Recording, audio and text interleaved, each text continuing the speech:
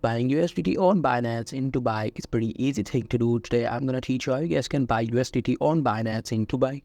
So for that, as you guys can see, I'm on my Google and I'm gonna search for Binance. And I'll go to this website, which is binance.com. Now here you have to click on this login. What it will do is it will want you to log into your account first. You just need to log in.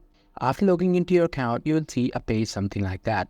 Now here you simply have to click on this deposit, and here you have to click on this buy crypto.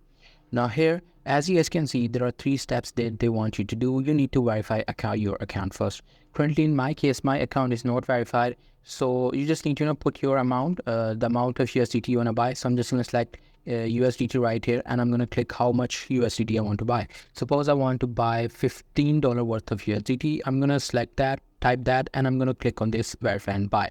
Now here they want me to verify the account, but in your case, it should take you to the checkout or the payment option. And these are the payment method that you can use. You can use your card, your cash balance, your online banking, your bank transfer, Apple Pay, and Google Pay. So it totally depends upon you. You just need to select the suitable one according to you. So that's pretty much it. That's how you guys can do it. Hope you guys find this video helpful.